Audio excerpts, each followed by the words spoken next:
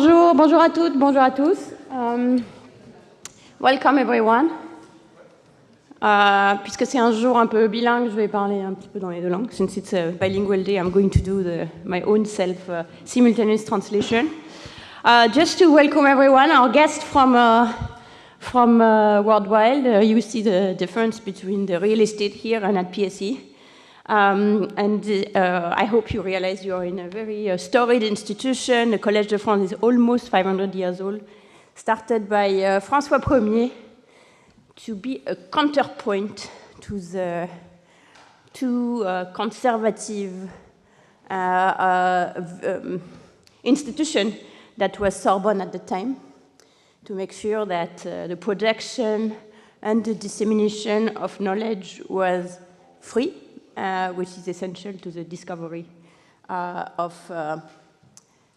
in all the domains. So it remains the same today, with faculty around all the domains, sharing, producing knowledge, of course, in their respective laboratory, and sharing it to the public in a way that is completely open. There is no registration, there is no diploma, there is no nothing, no fees. So it's a pretty special place. And one of the things we do, of course, is organize this very frequent colloquium across all the disciplines, and in this instance, interdisciplinary. So for those who were not here today and are joining us, who are not here the last 2 days and are joining us today, this is both the, this is many hats, this is the annual colloquium of my chair. This is a conference organized by Agir pour l'Éducation that Stan is going to talk about. And this is also the third day of our very exciting convening that we've had at PSE between the Foundation of Learning Initiative at JPAL and the IDE Network. The IDE Network, which is led by Marc Gurgan and where many of us here are part of, has been launched to ensure the collaboration both of scientists across all disciplines and practitioners and administrators and really everyone in the school system who is involved, who is deeply concerned about what and how we teach our children. So there is effort on data and making data available.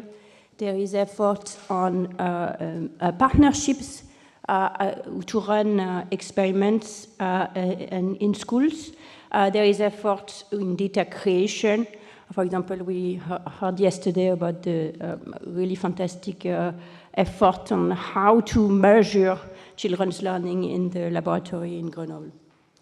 The Foundation of Learning Initiative is an effort joined between Lise Pelke and me to make cognitive scientists and economists talk to each other, work together on various projects ranging from measurement to design of programs to impact evaluation.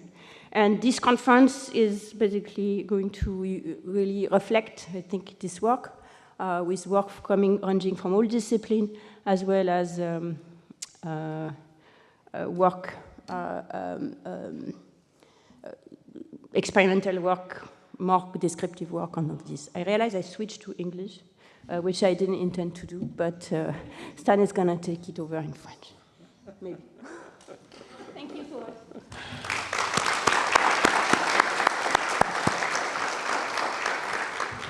Merci Esther. Effectivement, je repasse en français pour vous accueillir au Collège de France une nouvelle fois autour du sujet de l'éducation. C'est un colloque qui est organisé par Esther Duflo, par IDE, par la Fondation JPAL, mais qui est en association avec l'action Agir pour l'éducation du Collège de France, que vous commencez à connaître, je pense, puisque maintenant, à la fin de sa deuxième année, l'action Agir pour l'éducation vise à sortir les scientifiques du Collège de France de leur tour d'ivoire pour dire nous pouvons parler à l'éducation, nous pouvons aider le système éducatif. Le système éducatif français, vous savez, on le verra aujourd'hui d'ailleurs, rencontre des difficultés importantes. Il n'est pas tout à fait au niveau qu'on attendrait vis-à-vis des autres pays de l'OCDE et en regard des investissements considérables qui sont faits par la France dans le domaine éducatif.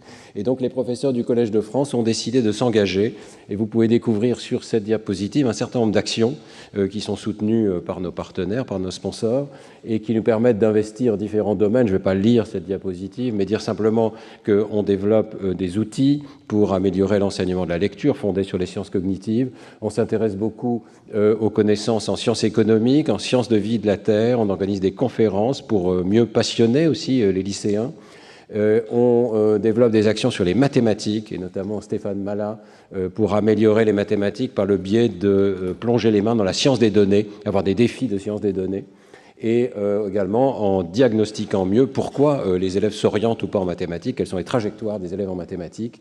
Et on a également des projets sur l'usage de la rhétorique et du théâtre pour améliorer l'empathie et le sens critique, l'esprit critique des élèves. Et puis, et c'est le cas aujourd'hui, nous organisons des cycles de conférences et des rencontres. Il y en a eu une d'ailleurs il y a un mois, ou moins d'un mois, sur musique, cerveau et éducation, ce que disent les sciences, et les sciences cognitives en particulier. Je vous incite très vivement à aller sur le site du Collège de France pour regarder cette conférence sur la musique, qui était à la fois extrêmement riche sur le plan scientifique. On avait des collègues internationaux vraiment formidables, des grands spécialistes du sujet, et puis aussi de la musique et d'interaction musique-science que j'ai trouvé personnellement extrêmement fructueuse.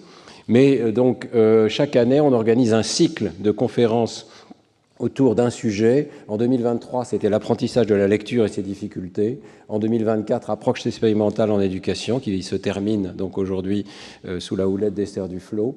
Et ces cycles de conférences, qui sont à nouveau disponibles sur le site du collège, permettent aux enseignants de se former, d'avoir une idée très claire d'un domaine en 5 ou 6 conférences d'1 heure.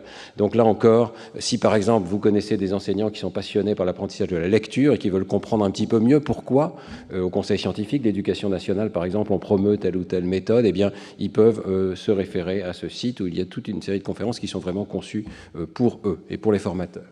Voilà. Donc l'an prochain, on s'intéressera aux mathématiques, et le programme n'est pas encore défini, mais on va essayer de faire le même genre de synthèse sur l'apprentissage des mathématiques, peut-être dans les premières années de la vie. Je m'arrête là. Le programme d'aujourd'hui est très riche, et sans plus tarder, donc je pense que nous pouvons passer à la première conférence. Merci beaucoup.